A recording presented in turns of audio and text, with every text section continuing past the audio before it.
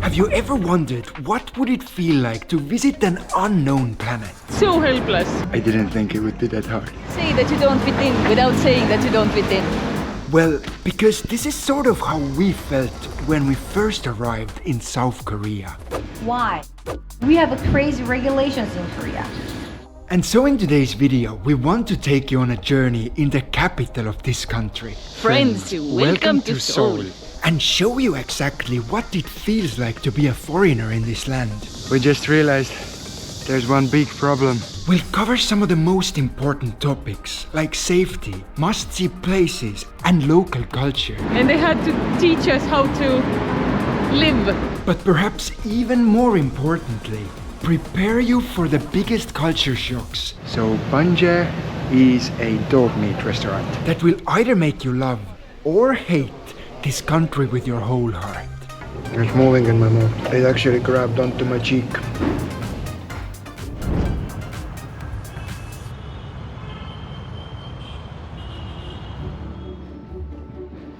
And just like for most people who travel to South Korea, it did not take us long to understand that this capital is one of those unique places that requires a whole lifetime to truly know. Guys, have you guys been to Korea before? No. First time? Yeah. First time? Yeah. First time? It is literally the 8th biggest city in the world, and with a population of nearly 25 million, Seoul really does offer something to everyone. And of course, the pinnacle of all, themed cafes. And yes, I do mean everyone. I guess I'm gonna be drinking out of the toilet bowl. Honestly, I don't even know why toilet and poop-themed cafes are a thing here. Most of the drinks were actually in normal glasses or like normal cups. So there was a little bit too little poop for me. Yet, as our time in the city was limited to just 1 week, we needed to set some goals for ourselves to make our time here as productive as possible. The first 2 were quite standard for every traveler. We wanted to visit the most amazing landmarks and of course try the world-famous Korean food. There hasn't been many moments in my life where I'm actually nervous before I start eating. Third thing on the list was to do something crazy that we would remember for the rest of our lives. And lastly, like in every country we visit, we wanted to genuinely connect with local people. And since the time was short, there was but one option to quickly move around in this giant metropole. The extensive underground subway lines are almost like blood vessels in our own body. They connect the whole city into one complex system. And although it seemed a little bit confusing at first, Now we're gonna be confused for actually only 10 seconds. Transfer to line 3. then we quickly realized that the Seoul Metro was easy to use even for outsiders. And I guess the one tip I would like to share with you about moving around in Seoul was that you should definitely download an app called Navier Maps on your phone. Because even in 2024, Google Maps in this country still doesn't function properly. However, here in the tunnels below the city, we also had our first experiences with locals and their quite unique customs. But to our surprise, those experiences were not as positive as we would have hoped. Because as it turns out, being totally silent is a norm while using public transport. And if you do happen to speak, there's a 50-50 chance that the person next to you will let you know about this custom. But this of course shouldn't be taken as an insult. Because once you get used to this rule, it is actually very nice to commute in total peace and quiet. Leaving the subway always came to us as a surprise. There is a slight problem when discovering a city with metro. When you're coming out of it, it feels like a new place. You haven't seen the change. Each and every part of the city had its own vibe and character. Some felt very new and formal, almost making me wonder if I should be wearing a suit. Others were vibrant, Myeongdong night market. reminding us clearly which part of the world we were currently in. A thing that I truly enjoy about Korea is how, although it's a very rich and wealthy country, it is still an Asian country. Like you have the street food, or you have life on the streets. It was a wonderful mixture of modern standards and lively Asian street life. But no matter what part of the town we were in, we always felt safe. Korea is known for their low crime rates, and it definitely makes travel in this country more enjoyable. Yet even in those busy areas, filled with thousands of people, there was still a strange problem. Are you okay to be filmed? You see, we had no idea how to get to know the local culture. Because connecting with Korean people on the street was nearly an impossible task. They kept to themselves. We started to doubt ourselves. And we're not sure if the problem was that we were foreigners. It has been just staring at us. Or if there was something else at play that we just could not understand. Well, at least the worries didn't stay with us long, because we were surrounded with some of the most delicious street food we had ever tasted. I usually don't question Liisu's life choices because I'm one of them, but there was fish cakes with custard, there was fish cakes with chocolate. Why did you pick a fish cake with red beans? It is very good. I wasn't lying, eh? Turns out if you add sugar to red beans, it actually works.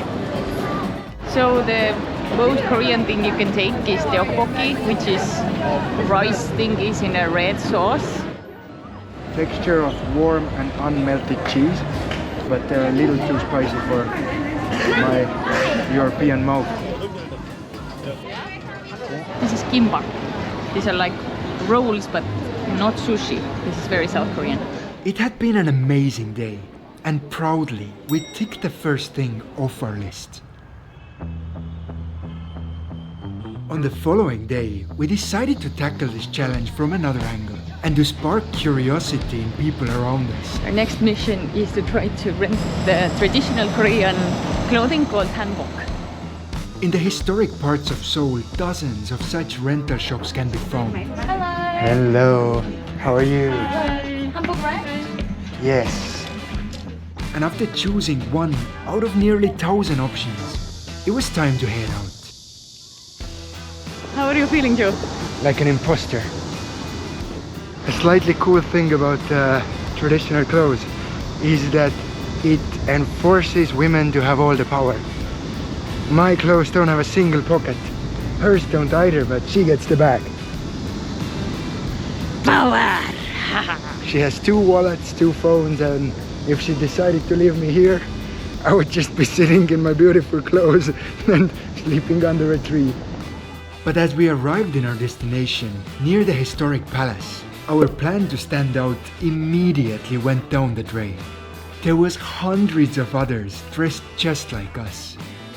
Most tourists here are wearing the local clothes. However, the effect that all of those people in traditional clothes created was actually quite incredible.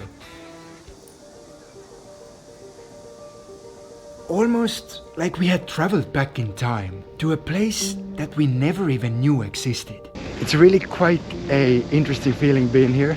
In history lessons in high school and school, we learned nothing about ancient Korean history. Like we learned about North Korea and South Korea, but those palaces here, they're more than 600 years old. The woodwork and the colors in the temple, they're absolutely stunning. Hours flew by quickly.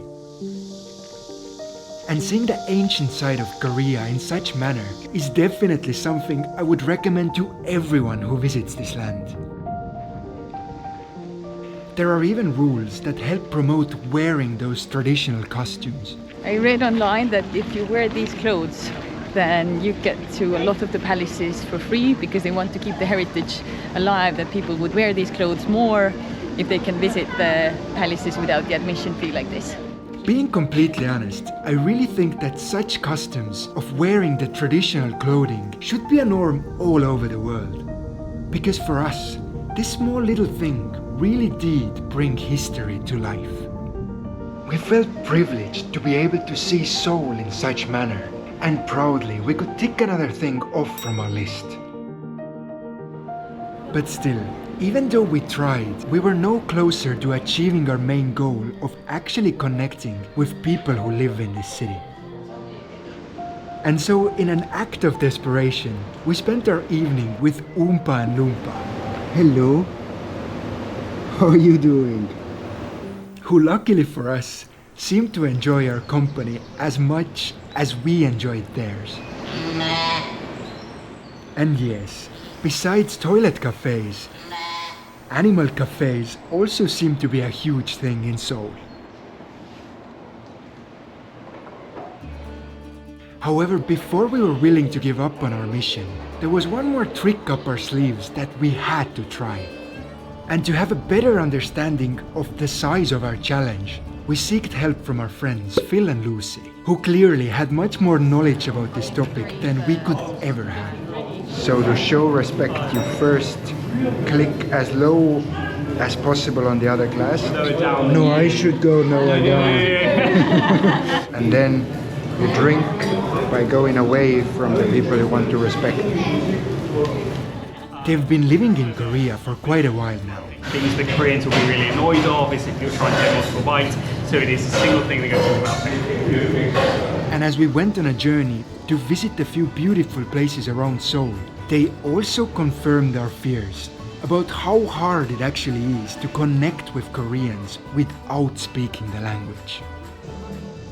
But much more importantly, they taught us things about this country that otherwise would be nearly impossible to understand as a tourist.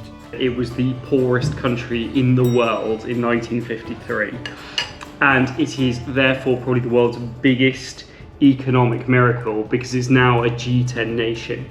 But we also heard how parts of those hard times are somehow still present in the modern day culture. Budae jjigae comes from a jjigae, a traditional Korean stew, and then budae meaning army. And it was all about Koreans incorporating their traditional cuisine, their traditional cooking, with the leftovers and the donations that the US Army in particular were giving them post the Korean War. Spam, sausages, like American cheese, like really weird, but it's incredible comfort food. Well, I would have never thought that a stew of American soldiers' leftovers could be so tasty. But reading between the lines from our conversations, it also became obvious that the one thing that most Koreans are passionate about is actually their own culture. As a smaller nation next to two bigger neighbors, they've spent thousands of years fighting for the right to be themselves, to be independent. And I guess after hearing this part of Korean history, it is only fair that the locals are a little bit distrusting towards outsiders. Yet with this new knowledge, we wanted to give accomplishing our goals one last try. And so we headed back to the center of the city. We just stepped out of the metro, and for some reason the whole street smells like fish. Where have you taken me? Norjatsin Fish Market. The plan was to try out things that other tourists would commonly avoid. Do you know where we can get octopus? Octopus? Aha. Sashimi. For sashimi. For sashimi, that's the... Sashimi. Sashimi, eh? Yeah. And suddenly, it felt like we were in a different country.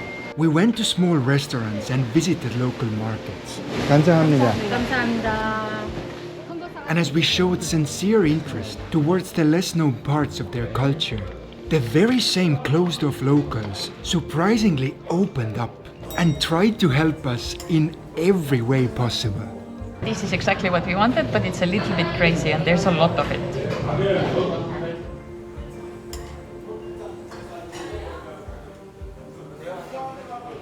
It's moving in my mouth. It's moving in my mouth. Yeah. I also think I figured out why you have to put it in oil first. I had one piece without oil and the suction cups really held on strong to my cheek. Well, eating octopus that still moves in my mouth is definitely an experience I will remember for the rest of my life. So before coming to this restaurant, we had a friend write down everything that we need to order. If I'm being completely honest, then most of the time they sort of treated us like big children. As we look around the restaurant, other people are actually grilling their own meat. But since we already look like we're so out of place here, so there's a guy doing it for us. But looking from our perspective, it was a good thing. They taught us how to eat their food. They also taught us how to consume their traditional drinks. It's such a mix of tastes. You get the pork, you get spicy, you get wasabi, you get salty, you get sour, and you mix everything up. It's like a fireworks in your mouth. Just, you can see the spark in the server's eyes. Because we were so helpless, and they had to teach us how to live. And looking back on it now, the more interest we showed in Korean culture, the more positive was the response from the locals. Speak up. Donut 주세요. Donut 주세요. Of course, with my pleasure. This is comfort food. It's oily, it's crispy, it's sugary. From the world-known Korean beauty procedures. Quite funny, we thought there were so many pharmacies in Seoul, but it's not pharmacies. What are they? Skincare shops. Shops only dedicated to skincare. 2 small cooking glasses. No chunks, okay? Try to think, oh, I'm making garlic juice. And trust me, being able to discover a foreign land in such a positive feedback loop is a dream scenario for all curious travelers. This one little change in our attitude was all that it took. They gave me cookies. I don't know why. A lady stopped Liisu on the street, said Merry Christmas, it's July, and gave her cookies. And I guess now the only thing that still reminds me that I'm an outsider in this country is the Korean architecture. Liisu literally does not fit in the store. Because the small stores and tight corners just aren't built for somebody my size. But more importantly, experiencing this kindness also reminded us one of the most important lessons in life. The world around us is a mirror. And as long as we approach it with curiosity and positive mind, it will reflect the same positivity back into our lives. Friends, this was our adventure from Seoul. Yet as we all know, visiting the big cities is hardly enough to know a country. And so next time, we want to bring you to a small Korean village to show you the side of this land that very few foreigners ever get to see. Thank you for watching, and bye.